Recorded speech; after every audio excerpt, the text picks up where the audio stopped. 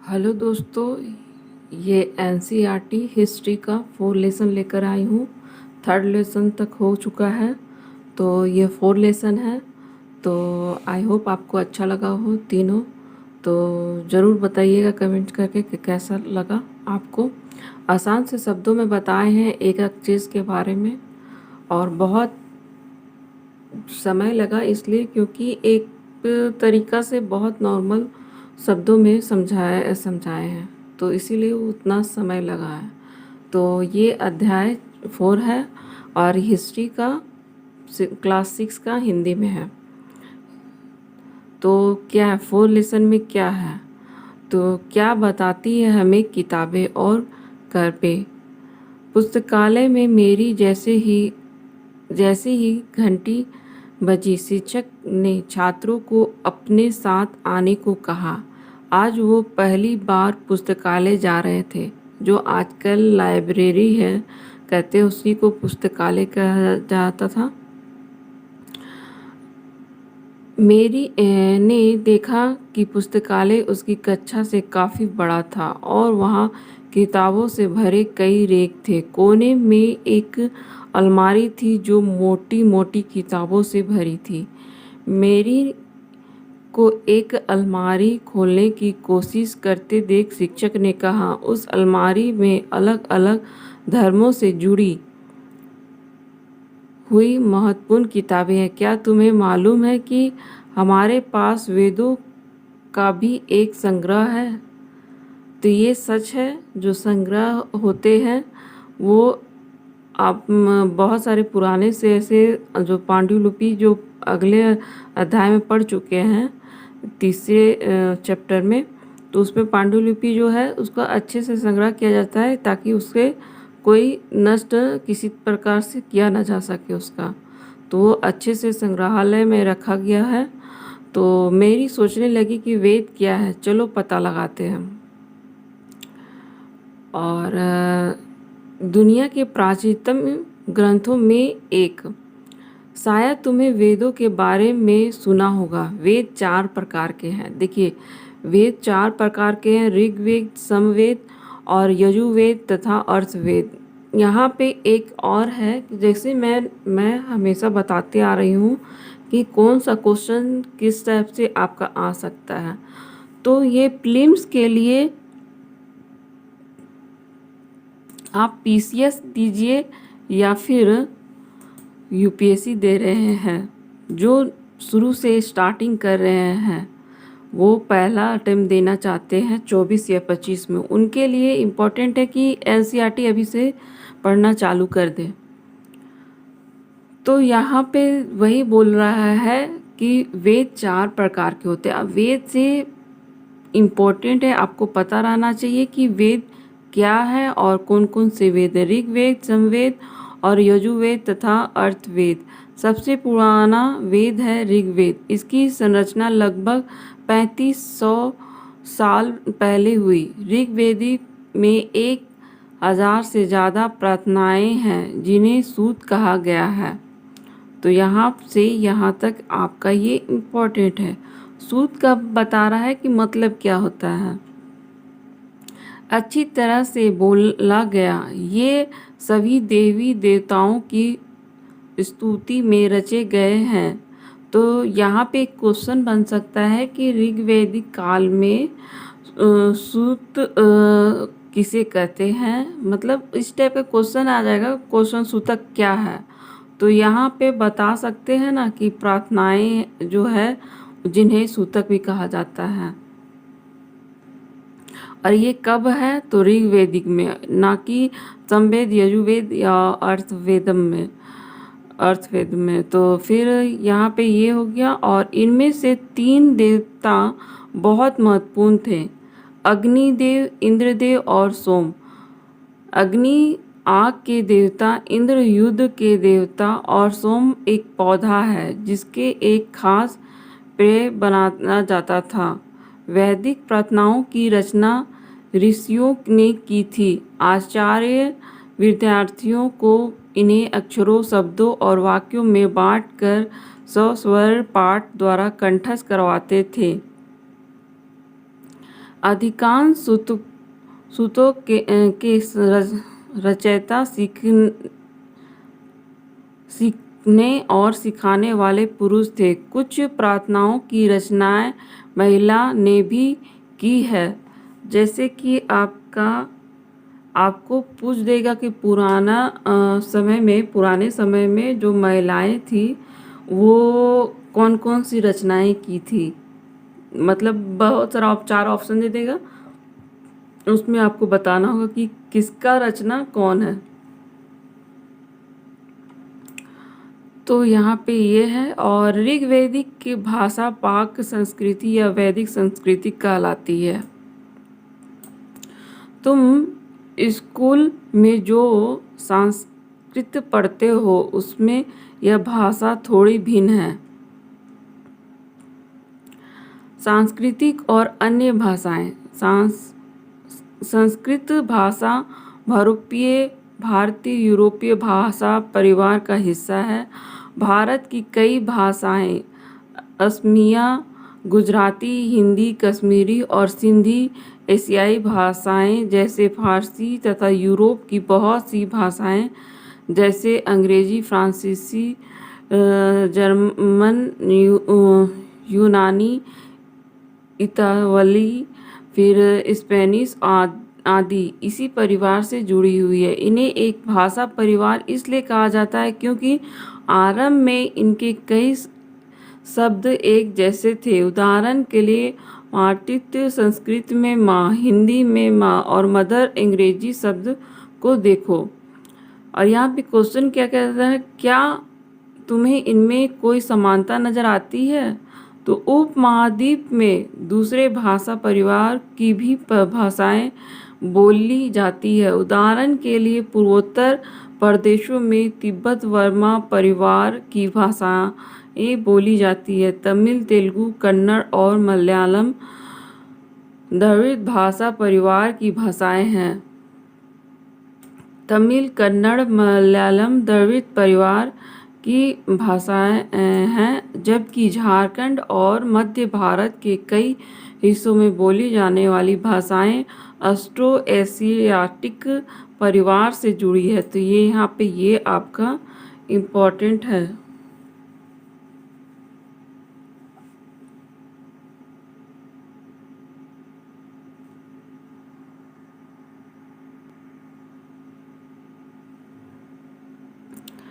तो हम जिन किताबों को पढ़ते हैं वे लिखी और छापी गई है। ऋग्वेदिक का उच्चारण किया जाता है और श्रवण किया जाता था, ना कि पढ़ा जाता था। रचना के कई सदियों बाद इसे पहली बार लिखा गया। इसे छापने का काम तो मुश्किल से 200 साल पहले हुआ। और एक चीज़ है क्योंकि उस समय अभी जैसे कि आप मशीनों से लिखा जा सकता है या कॉपी किया जा सकता है, उस समय बहुत तो ऐसा था कि जैसे कि हाथों से लिखा जाता था। छपाई का कोई साधन नहीं थे और हाथों से लिखा जाता था। कोई भी अगर उसका कॉपी भी करना है तो हाथों से लिखकर ही कॉपी किया जाता है, और अनुवाद भी करना है तो हाथ से किया जाता था। इतिहासकार ऋग्वेदिक का अध्ययन कैसे करते हैं? तो इतिहासकार पुरातत्ववेत्ताओं की तरह ही अतीत के बारे में जानकारी इकट्ठा करते हैं, लेकिन भौतिक अवशेषों के अलावा वे लिखित स्रोतों का भी उपयोग करते हैं। चलो देखते हैं कि वे ऋग्वेदिक का अध्ययन कैसे करते हैं। तो ऋग्वेदिक के कुछ सूतक वार्तालाप के रूप में हैं। विश्वामित्र नामक ऋषि और देवियों के रूप में पूजित 2 नदियाँ व्यास और सतलज के बीच यह संवाद एक ऐसे ही सूतक का अंश है।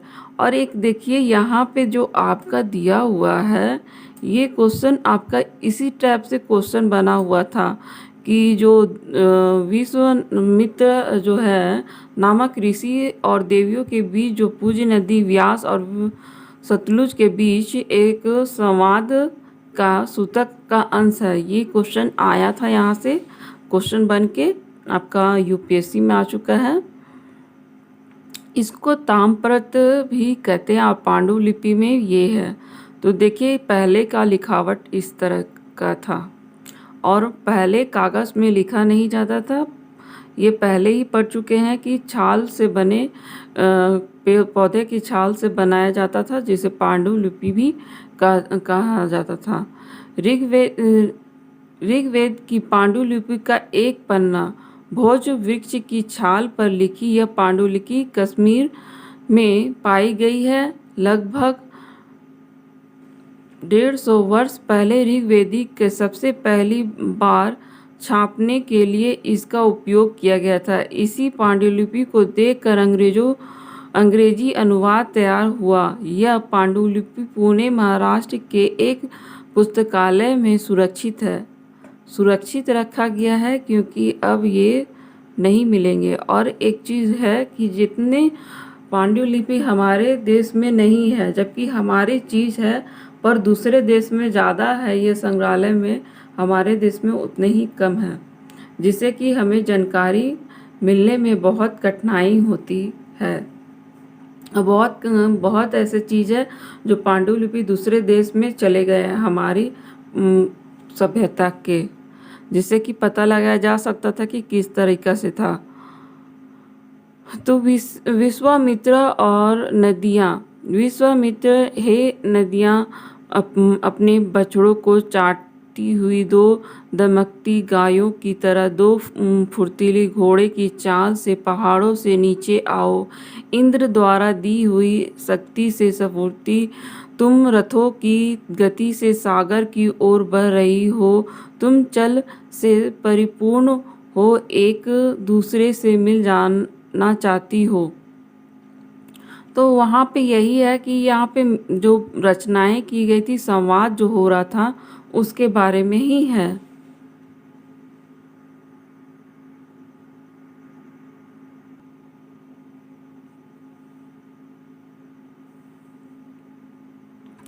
तो ये सब वहीं पे संवाद के बारे में दिया ही हुआ है। और ऋग्वेद की प्रार्थनाओं में अन्य दूसरी नदियों, खासकर सरस्वती, सिंधु और इसकी सहायक नदियों का भी जिक्र है। गंगा और यमुना का उल्लेख सिर्फ एक बार हुआ है। आप देख सकते हैं, ये वाला आपका इम्पोर्टेंट है। ये ज़रूरी है कि आपको प्रीवियस ईयर और जो भी एग्ज़ाम देते हैं उसका सिलेबस और प्रीवियस ईयर आपके टेबल पे रहना चाहिए। इससे ये पता चलेगा कि आप जो भी पढ़ रहे हैं, तो इससे पता चलेगा कि कौन सा टॉपिक्स बार बार आता है एग्ज़ाम में। और आपको पता ही है, सिलेबस का 20% ऐसा इम्पोर्टेंट रहता है कि वो हर साल आता ही है। मवेशी, घोड़े और रथ। ऋग्वेद में मवेशियों, बच्चों और घोड़ों की प्राप्ति के लिए अनेक प्रार्थनाएं थीं। आप जैसे कि आपने पढ़ा या सुना भी होगा कि जो हिंदू देव थे, राम भगवान, उनके भी प्रार्थनाएं यज्ञ के कारण उनकी माँ को 4 पुत्र हुए थे। और 4 पुत्र में 3 माँओं में 4 पुत्र हुए थे, तो वो राम भगवान पहले थे। तो ये प्रार्थनाएं और यज्ञ ऋग्वेदिक में होते थे, उससे प्रार्थनाएं यज्ञ हुआ थे, जिसके कारण हुआ था। उसमें वो विश्वास रखा जाता था। घोड़ों को लड़ाई में रथ खींचने के काम में लाया जाता था। इन लड़ाइयों में मवेशी जीत कर लाए जाते थे। लड़ाइयाँ वैसी ज़मीन के लिए भी लड़ी जाती थी, यहाँ अच्छे चरवाह हो या जहाँ पर जौ जैसी जल्दी तैयार हो जाने वाले फसल को उपजाया जा सकता हो। कुछ लड़ाइयाँ पानी के स्रोत और लोगों को बंदी बनाने के लिए भी लड़ी जाती थी। बंदी इसलिए भी बनाई जाती थी कि दूसरे अपने जो जीतते बंदी बनाते हुए अपने काम दासी बनाते थे उन लोगों को। तो युद्ध में जीते हुए धन का कुछ भाग सरदार रख लेते थे तथा कुछ हिस्सा पुरोहित को दिया जाता था। शेष धन आम लोगों में बांट दिया जाता था। कुछ धन यज्ञ करने के लिए भी उपयुक्त होता था। यज्ञ की आग में आहुति दी जाती थी। ये आहुतियाँ देवी देवताओं को दी जाती थी। घी, अनाज और कभी कभी जानवरों को भी आहुति दी जाती थी। अधिकांश पुरुष इन युद्धों में भाग लेते थे। कोई अस्थायी सेना नहीं होती थी, लेकिन लोग सभाओं में मिलते जुलते थे और युद्ध एवं शांति के विषय में सलाह मशवरा करते थे। वहाँ से ये ऐसे लोगों को अपना सरदार चुनते थे और जो बहादुर और कौशल योद्धा हो। लोगों की विशेषता बताने वाले शब्द। लोगों को वर्गीकरण काम, भाषा, परिवार या समुदाय, निवास स्थान या सांस्कृतिक परंपरा के आरंभ पर किया जा रहा है। आज भी जो काम पहले किया जा चुका है, जैसे कि पूजा कर रहे थे उस लोग को पुजारी कहा गया, शुरू से ब्राह्मण कहा गया। जो सुनार का है तो सुनार कहा गया उन लोग को। फिर उसी तरह से जो भी काम किया उसके जाति बना दिया गया। ऐसे दो शब्दों हैं जिनका वर्गीकरण काम के आधार पर किया गया। पुरोहित, जिन्हें कभी कभी ब्राह्मण कहा जाता था, तरह तरह के यज्ञ और अनुष्ठान करते थे। दूसरे लोग थे राजा। ये राजा वैसे नहीं थे जिनके बारे में तुम बाद में पढ़ोगे। ये न तो बड़ी राजधानियां और महलों में रहते थे, ना इनके पास सेना थी और ना ही कर वसूलते थे। प्रायः राजा की मृत्यु के बाद इसका बेटा अपने ही शासक नहीं बनाया जाता था। फिर जनता या पूरे समुदाय के लिए दो शब्दों का इस्तेमाल होता था। एक जन जिसका प्रयोग हिंदी एवं भाषाओं में आज भी होता है। दूसरा जब विश्व, जिसे वैश्य शब्द निकलता है। इसमें अभी नहीं पढ़ेंगे, दूसरे चैप्टर में पढ़ेंगे। तो यहाँ पे ये आपका यहाँ पे जन और वैश्य है, सो ये इसका ये हेडिंग यहाँ पे लाइन है, सो वो इम्पोर्टेंट हो जाएगा। ऋग्वेद में विश्व और जनों का नाम मिलते हैं। तो यहाँ पे आपका ऋग्वेद में विश्व और जनों का नाम मिलता है। पीसीएस वाला एग्जाम जब होगा तब उसमें ये पूछा जा सकता है।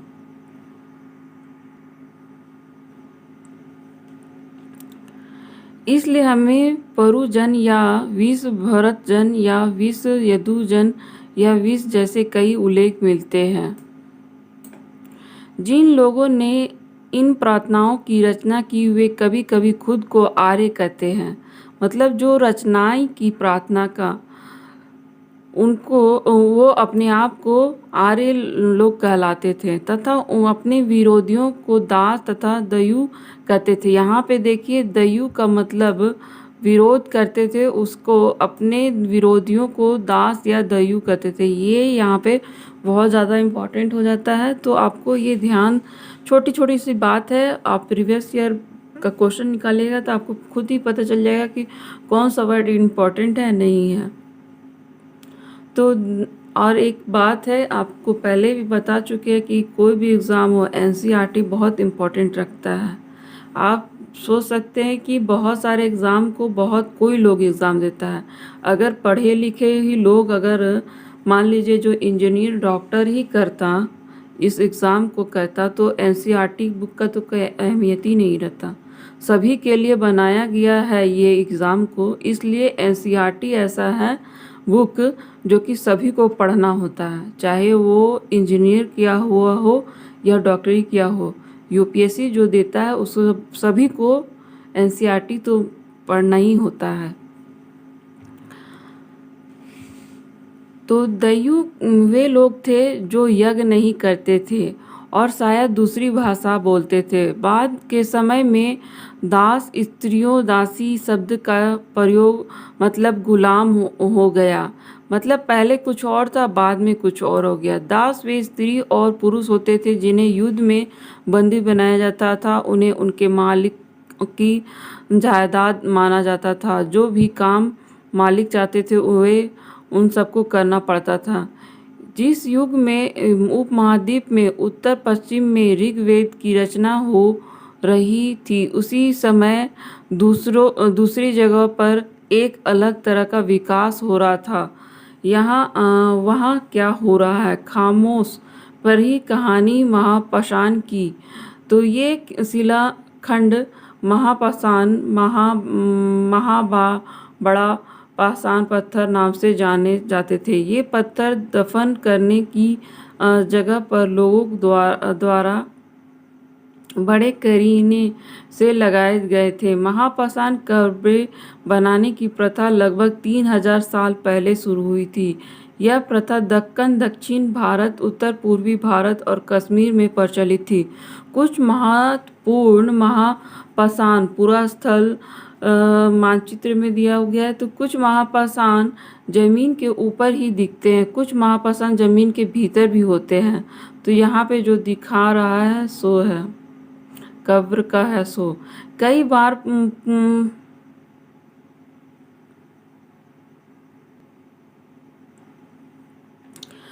बार पुरातत्वविदों को गोलाकार सजाए हुए पत्थर मिले हैं।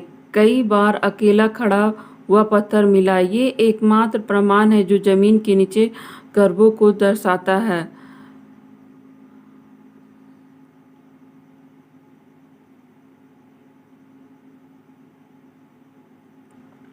इन सब कब्रों में कुछ समानताएं हैं। समानताएं मृतकों को खास किस्म के मिट्टी के बर्तनों के साथ दफनाया जाता था, जिन्हें काला लाल मिट्टी के बर्तनों के नाम से भी जाना जाता है। इनके साथ ही मिले लोहे के औजार और हथियार, घोड़ों के कंकाल और सामान तथा पत्थर के सोने के गहने मिले हैं। तो आप पहले भी देखे हैं कि पहले भी कब्र में सबसे पहले क्या था। सबसे पहले फर्स्ट चैप्टर में पढ़े थे कि कब्र में आप बर्तन मतलब उस समय रखा जाता था। उसके बाद क्या हुआ कि बर्तन के साथ साथ जानवरों को भी रखा गया दूसरे चैप्टर में। तीसरे चैप्टर में आपने पढ़ा कि तीसरे चैप्टर में बर्तन, सामान, जानवर के साथ फिर दास दासियों को भी वहाँ पे जो राजा होते थे जो मर जाते थे कब्र में, तो उनकी दास दासियों को भी जिंदा कब्र में दफनाया जाता था। मतलब बर्तन, सोने चांदी। और यहाँ पे दे रहा है कि यहाँ पे एक खास तरह की लाल मिट्टी बर्तनों के नाम से भी जाना जाता था, मतलब कुछ खास तरीके से। और हथियार, घोड़े के कंकाल, मतलब घोड़ा भी दफनाया जाता था पहले। मतलब 3 चैप्टर में 3 किस्म की चीज़ बताए गए हैं। चौथा में ये है। तो आप अगर शायद पढ़े हैं तो या सुने हैं तो पता ही चल जाएगा कि क्या है। महापाषाण कब्रों से मिले लोहे के सामान। बाईं ओर ये चीज़ दिखाया गया है। लोगों की सामाजिक असमानताओं के बारे में पता करना। तो पुरातत्वविद यह मानते हैं कि कंकाल के साथ पाई गई चीज़ें जिसे मरे हुए व्यक्ति की ही रही होगी। कभी कभी एक कब्र की तुलना में दूसरी कब्र से ज़्यादा चीज़ें मिली। मानचित्र में ब्रह्मगिरी की खोज करो। मतलब यहाँ पे आप देखिएगा, जो भी अगर वर्ड आ रहा है जो भी जगह का, उसे मैप में देखिए। अगर पहले भी बोल चुके हैं कि मैप आपके पास रहना चाहिए, ज़रूरी है। कोई भी एग्ज़ाम दे रहे हैं मैपिंग से ये होता है कि आपको जल्दी याद हो जाएगा, जगह के बारे में आपको पता हो जाता है। नहीं तो आपको मैपिंग नहीं करने आएगा तो बहुत मुश्किल होता है कि याद रखा जाए। बहुत सारे चीज़ होते हैं। तो ब्रह्मगिरी के बारे में खोजने के लिए कह रहा है। व्यक्ति की कब्र में 33 सोने के मनके और शंख पाए गए हैं। मतलब कुछ विधि होगा जिसके कारण यहाँ पे 33 सोने के मनके और शंख पाए गए हैं। कुछ विधि होगा कि इतना है, जैसे कि 51 हो गया, 101 हो गया। आज के 101 रुपया कुछ अच्छा काम करने के लिए 101 रुपये दिया जाता है। कुछ गलत है उसके लिए 100 रुपये दिया जाता है। शगुन के नाम पे 101 जैसे 51 होता है उस टाइप का। तो उसी तरीके से यहाँ पे भी कुछ पुराने ज़माने में भी कुछ होंगे, इसीलिए 33 सोने के मनके वहाँ पे मिले हैं। कुछ अनुष्ठान हुआ होता होगा। दूसरे कंकालों के पास सिर्फ कुछ मिट्टी के बर्तन ही पाए गए हैं। यह दफनाए गए लोगों की सामाजिक स्थिरता में भिन्नता को दर्शाता है। कुछ लोग अमीर थे तो कुछ लोग गरीब, कुछ लोग सरदार थे तो कुछ अनुयायी। जैसे आज के ज़माने में आप समझ सकते हैं कि सभी लोग आपसे डिफरेंस, आपके परिवार ही में देख लीजिए, बहुत से लोग आपके जैसे नहीं होंगे, एक जैसा कोई नहीं होता, सब अलग-अलग होते हैं। उसी तरह गाँव हो गया, शहर हो गया, सभी जगह सभी लोग अलग-अलग ही तरीके के होते हैं, आज भी या पहले भी। क्या कुछ कर्मगाह खास परिवार के लिए थी? कभी-कभी महापाषाणों में एक से अधिक कंकाल मिले। ये यह दर्शाता है कि शायद एक ही परिवार के लोगों को एक ही स्थान पर अलग-अलग समय पर दफनाया गया है। बाद में मरने वाले लोगों को पोर्ट होल के रास्ते कर्बों में कर दफनाया जाता था। ऐसे स्थान में गोलाकार लगाए गए हैं पत्थर या चट्टानों चिन्हों का काम करते हैं, जहां लोग आवश्यकता अनुसार शवों को दफनाया दोबारा जा सकता था।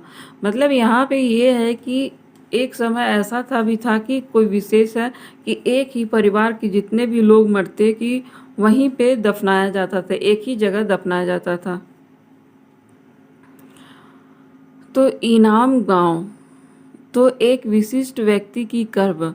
इनाम गांव को खोजो, मतलब यहाँ पे फिर से बता रहा, और जिसका हिस्ट्री ऑप्शनल है, ये थर्ड चैप्टर में बताएं, जिसका थर्ड हिस्ट्री ऑप्शनल है उसे ज़रूरी है कि आपको प्राचीन सभ्यता से रिलेटेड, प्राचीन सभ्यता से सिंधु घाटी, हड़प्पा सभ्यता, नवपाषाण, पुरापाषाण, ये सब आपको पता रहना चाहिए उसके जगह के बारे में, और 30 से 50 वर्ड में आपको उसका नोट्स ज़रूर लिखना है। तो उसी में आ जाता है इनाम गाँव। तो आप नोट्स बना रहे हैं, यहाँ पे आया था आपका ब्रह्मगिरी, उसी तरह से इनाम गाँव है, तो उसी तरह से आपको नोट्स बनाना है। तो यह भीमा की सहायक नदी घोड़े के किनारे एक जगह है। इस जगह पर 3600 से 2700 साल पहले लोग रहते थे। यहाँ वयस्क लोगों को प्रायः गड्ढे में सीधा लीटा गया दफनाया जाता था। इसका सिर उत्तर की ओर होता था। कई बार इन्हें घर के अंदर ही दफनाया जाता था। ऐसे बर्तन जिनके शायद खाना पानी हो दफनाए गए हो, शव के पास रख दिए जाते थे। एक आदमी को 5 कमरों वाले मकान के आंगन में 4 पैरों वाले मिट्टी के एक बड़े संदूक में दफनाया गया था। बस्ती के बीच में बसा यह गांव के सबसे बड़े घर में से एक था। तो यहाँ पे ये हो सकता है कि वो गांव का जो वहाँ पे जिसे भी दफनाया गया होगा बहुत अमीर होगा, जिसका चलती है, सरदार ही होगा, उस टाइप का आदमी होगा, इसलिए उसे इस तरीके से दफनाया गया है। क्या बताते हमें कंकालों का अध्ययन? तो अब आप समझिएगा कि इतना सारा कुछ आपको क्यों पढ़ना पड़ रहा है, क्यों कंकालों का अध्ययन करना पड़ता है। तो इसलिए पड़ता है कि आपको पता चलता है कि कौन सा ईस्वी में किस तरीके का सभ्यता रहा होगा और वो कब का कंकाल है। छोटे आकार के आधार पर एक बच्चे के कंकाल को आसानी से पहचाना जा सकता है, लेकिन एक बच्चे को बच्ची के कंकाल के बीच कोई बड़ा फर्क नहीं होता। क्या कंकाल किसी पुरुष का या स्त्री का? कभी कभी कंकाल के साथ मिले सामानों के आधार पर इसका अंदाज़ा लगाते हैं। उदाहरण के लिए, यदि कंकाल के साथ गहने मिलते हैं तो कई बार महिला का कंकाल माना लिया जाता है, लेकिन ऐसा समझने के लिए समस्या है। अक्सर पुरुष भी आभूषण पहनते थे। तो बहुत सारे जगह में अभी भी देखिएगा, या पुराने जगह में देखिएगा कि आभूषण अभी भी बहुत कोई का फैशन है। बहुत जगह फैशन नहीं, बहुत जगह अभी भी पहना जाता है। लड़के लोग भी जेवर कान के पहनते हैं, कान के खास तौर पे देखिएगा कि पहनते ही हैं। कंकाल के लिंग पहचानने का बेहतर तरीका उसकी हस्तियों की जांच है। चूँकि महिला बच्चों को जन्म देती है जिसका इसका कटी प्रदेश या कुल्हा पुरुषों से ज़्यादा बड़ा होता है। ये समझ कंकालों के आधुनिक अध्ययन पर आधारित है। आज से लगभग 2000 साल पहले चरक नामक से के प्रसिद्ध वैद्य हुए थे। उन्होंने चिकित्सा शास्त्र पर चरक साहित्य नाम की किताब लिखी। यहाँ पे किसने लिखी? तो यहाँ पे ये आपका इम्पोर्टेंट है कि वे कहते हैं कि मनुष्य के शरीर में 360 अस्थियां होती है। यह आधुनिक शरीर रचना विज्ञान के 206 हस्तियों से काफ़ी ज़्यादा है। संभवतः चरक के अपनी गिनती में दांत, हड्डियों के जड़ और कार्टिलेज को जोड़कर यह संख्या बताती है। इनाम गांव के लोग के काम धंधे। अब जायज़ बात है कि कुछ तो काम धंधा करते होंगे वो अपने जीवन यापन को करने के लिए। तो देखते हैं कि क्या करते थे। इनाम गांव के पुरातत्वविदों को गेहूं, जौ, चावल, दाल, बाजरा, मटर और तिल के बीज मिले। कई जानवरों की हड्डियां भी मिली। कई हड्डियों पर काटने के निशान से यह अंदाजा होता है कि लोग इन्हें खाते होंगे। गाय, बैल, भैंस, बकरी, भेड़, कुत्ता, घोड़ा, गधा, सुअर, सांभर, चितकबरा, हिरन, कृष्णमृग, खरगा, नेवला, चिड़ैया, घड़ियाल, कछुआ, केकड़ा और मछलियाँ की हड्डी भी पाई गई है। ऐसे साक्ष्य मिले हैं कि बेर, आंवला, जामुन, खजूर और कई तरह के रस भरियाँ एकत्र की जाती थी। और क्या है तो यहाँ पे देखिए अब बता रहा है कि एटलस में कह रहा है कि चीन को देखने के लिए। तो आप एक चीज़ जानते ही है कि चीन में सबसे पहले हमारा पड़ोसी देश है और चीन में कागज़ का सबसे पहले आविष्कार किया गया था। तो यहाँ पे चीन पड़ोसी देश है। तो देखते हैं लगभग 3500 साल पहले हम यहाँ की लेखन कला के सबसे पुराने उदाहरण पाते हैं। यह जानवरों की हड्डियों पर लिखा गया था। ये जो लिखा हुआ है जानवरों की हड्डी पे लिखा हुआ था। इन्हें भविष्यवाणी करने वाली हड्डियां भी कहा जाता है क्योंकि यह मान्यता थी कि ये भविष्य बताती है। राजा लोग लिपकरों से इन हड्डियों पर सवाल लिखवाते थे। क्या वे युद्ध जीतेंगे? क्या वह फसलें अच्छी होगी? क्या उनके पुत्र होंगे? फिर इन हड्डियों में आग में डाल दिया जाता था जहां उनमें गर्मी से चटक कर दरारें पड़ जाती थी। भविष्यवक्ता इन दरारों को बड़े ध्यान से देखकर भविष्यवाणी करने की कोशिश करते थे, जैसा शायद तुम भी सोच रही होंगे। और भविष्यवाणी कभी कभी गलत भी हो सकते थे। ये राजा शहरों महल बनाकर रहते थे। उनके बेशुमार दौलत इकट्ठी कर ली गई जिनमें बड़े बड़े नक्काशी हुई और कांसे बर्तन शामिल थे, लेकिन वे लोहे का इस्तेमाल करना नहीं जानते थे। तो ये आपका हो गया है उपयोगी है कि वेद है, प्रार्थना है। देखिए इसको अगर आप कर लिए तो आप देखिए वेद क्या है। तो ऋग 4 प्रकार के हैं, ऋग्वेद, समवेद, यजुर्वेद, सामवेद। तो यहाँ पे ये है प्रार्थनाएं क्यों की जाती थी। तो प्रार्थनाएं इसलिए की जाती थी अपनी मनोकामना को पूर्ण करने के लिए। तो ऊपर में दिया ही गया है भाषा क्या क्या था, कौन कौन से थे।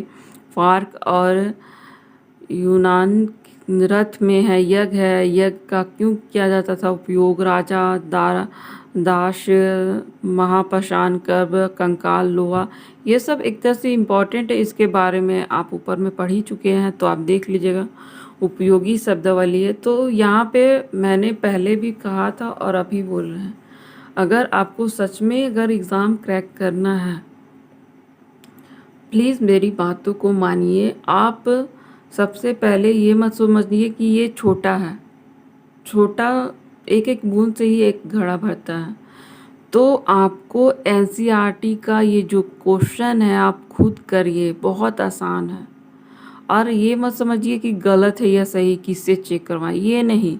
आपको लिखते लिखते लिखते खुद ही पता चल जाएगा कि सही है कि नहीं। और जो आपने ऊपर पढ़ा है वही आपका आंसर होगा, कहीं और अलग से आंसर नहीं होता है। आपने जो ऊपर में पढ़े उसी को यहाँ पे आंसर कीजिए। आई होप आपको अच्छा लगा हो तो लाइक कीजिए, शेयर कीजिए और कमेंट करके बताइए कि आपने क्वेश्चन बनाए कि नहीं बनाए। Thank you.